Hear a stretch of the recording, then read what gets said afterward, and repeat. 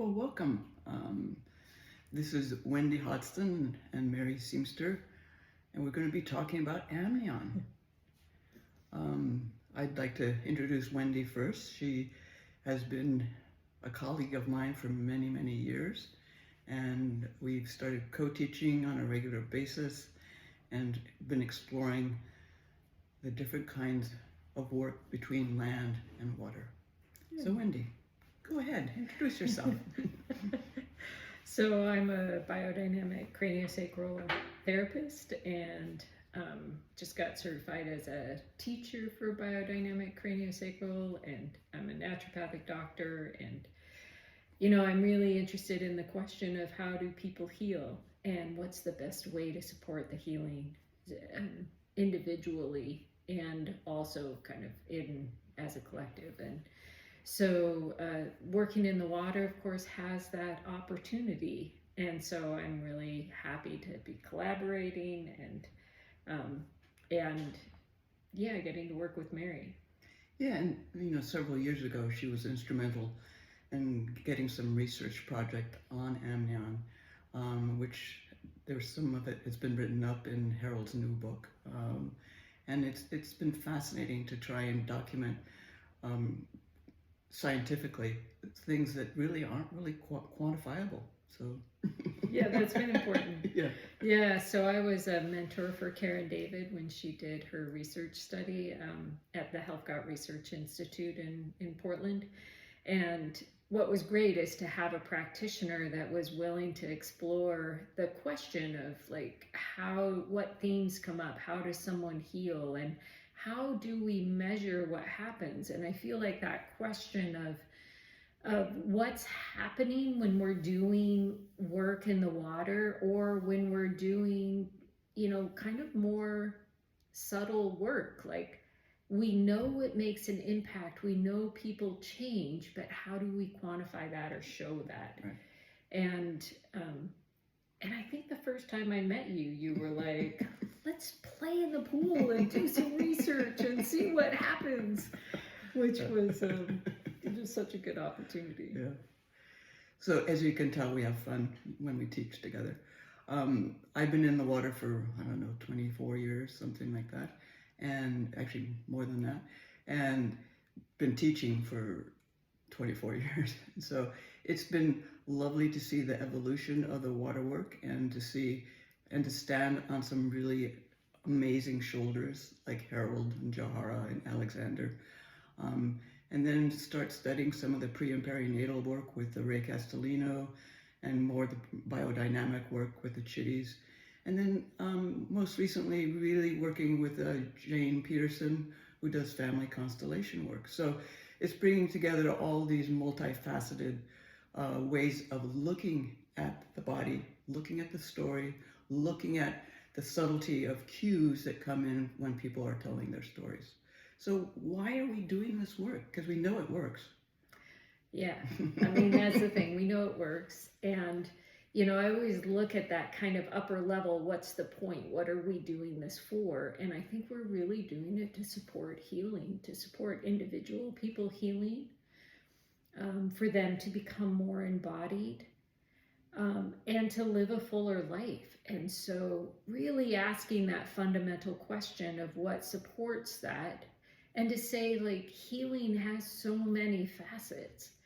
Yes, if someone comes in with a pain in their body, they want that to resolve and that to heal, but there's also kind of that fundamental place of being more in our lives that's, in some ways I would say,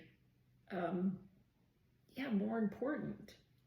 We're more vital. How do we create that vitality and support that vitality that people have themselves? Well, we often see that they come in a freeze, a fawn freeze, or running away.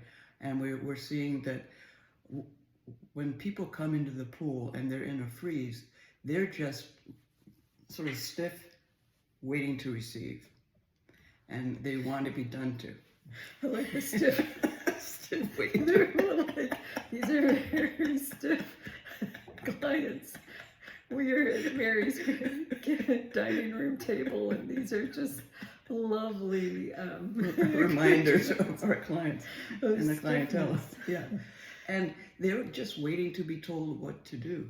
Yeah. But if you can unload, offload some of their ways of becoming more active, more involved in the actual healing process, so it's a collaboration between the two of you. It's just powerful that you see such dynamic shifts happening with your clients. Yeah. That question that I feel like patients have a lot of time, or clients have, of just like, am I doing it right? What do I have to do? I'm like, I'll lay here stiffly if I'm like, is that right? And to like have them involved in their healing process of like, it's not about me telling you what to do or you doing it right. It's about letting a story unfold and kind of having like getting to know your own experience more, and be present with that. And we can be present with our own experience more when we're with another.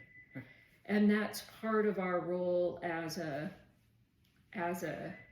practitioner, is to be that stable, calm, safe presence for people. Well, what we're seeing is, some of the work is based on having an intake form. Our intake form is 9 pages long. And that basically just gives us an opportunity to get to know the client before they show up at the door or at the pool.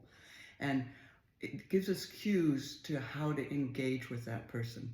And what we're noticing, it's not really about the intake, it's really about their willingness to fill out the intake, because it becomes part of the session. Yeah. I mean, as soon as they're filling out the intake, that is them engaging with their own material and telling their story. And I think a lot of times, as much as like people getting, almost a diagnosis, part of what they need is they're telling themselves their story, and they need their story received and with this kind of open presence. Without someone that's telling them what's wrong about their story or how it should be different, but actually like being present in real time with what's actually happening.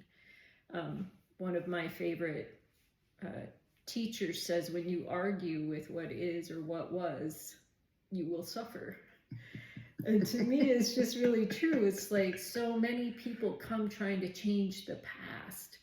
And we can't change what happened in the past, and even those things that are traumatic and cause freezes, but we can, almost understand or find a way through or understand how things are different now.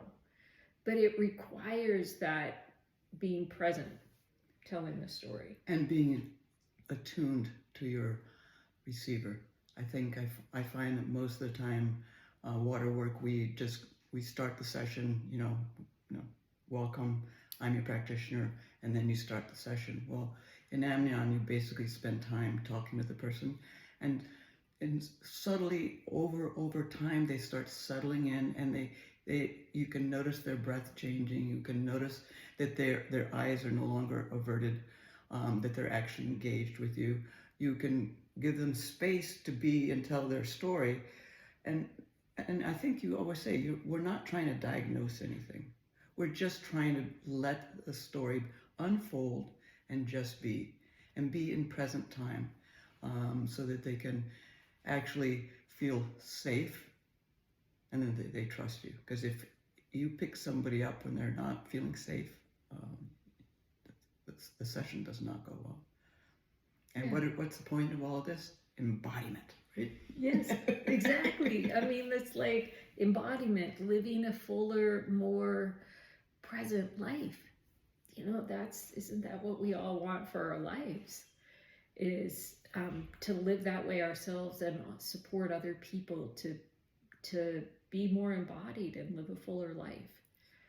And I feel like that is it's helpful to remember that. So listening without an agenda really supports that story. I think of it partly as like, if I'm listening without an agenda and I'm not requiring you to tell me your story in a particular language or in a particular way, then you have more free expression for being able to tell your full story in the way that this nervous system, this body wants to tell the story. And, being fully present with them really helps the person drop into a session and listen to their own internal movements. And there's a way that we talk about back body and really being in our back body, and just sort of you talk about being in the armchair, just having an armchair attitude of just let it be. We often say we're not doing anything, we're just being, obviously, but there's an unfurling that happens, that the body actually starts moving in its own sort of natural way if you just allow it. And stillness is lovely, because we always love being still on a table, but there isn't much stillness in the pool. It's a different kind of stillness. It's an embodied stillness. Yeah, and it's so interesting, like, that presence is our gift. Like, us being present with what's happening allows for a system to move and respond and take the next steps, and actually tell the story that's like that the client is listening to internally in themselves. It's like, and sometimes it'll take a little training for, I'll say training, but just kind of like, people need to know that it's okay. Yeah, it's okay to move. It's okay to move. It's okay for them to like listen to their own system. And it's okay for them to express that. There's a little, sometimes when people are in a freeze, or when we're with healthcare specialists, we kind of, like, something might come up and we'll be like, oh, maybe I'll go deal with that at home. And then, like, and to just be like, no, it's okay to unpack it here. Yeah. In that listening. Yeah. And what I often hear from clients is, I'm just taking up more space inside of me. We talk about embodiment, but it's also about taking up bigger breath, more space, having a sense of like purpose of why we're here on the planet, why we're here. We're being called to do some really deep work right now, and I think that the water work is one of the pivotal pieces for bringing peace and harmony to the world. Yeah, because it's interesting how the water element really allows that aspect of peace and like connection and flow to people get that direct experience of it. And one of the things that we were talking about is like just really kind of suggesting that we don't have to understand everything mentally, and that we're being present for how a story is being told, kind of which brain is telling the story. Is it the mind? Is it the heart? Is it the belly brain? Like, and how does that emerge and express in service to being more in our body, living more fully, being more embodied? And that's part of what I feel like water does, is that.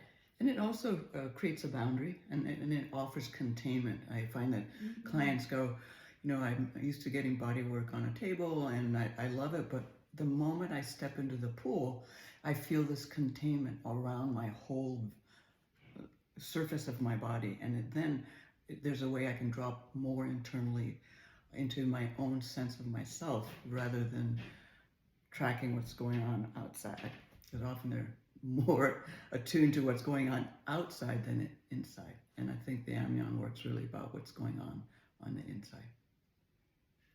So I think we're going to have an opportunity at some point to show some photos from our trip to India. Yeah, that would be great. It's incredible. I feel like this about most students, but just like people showing up and being willing to explore. different ways of being with clients and different ways of being with their own material. It's just like such a gift. Yeah. And that's one of the things too, is just like our ability to go deeply within ourselves allows more presence for us to be with others. Yeah. And obviously you have to have done your own work in order to be able to sit with somebody else. And that's been years and years and years of self-inquiry. Yeah. So it continues. Yeah. I just want to thank Tomasz for inviting us to present on Amnion. Yeah, thank you so much. Thank you. Probably do better next.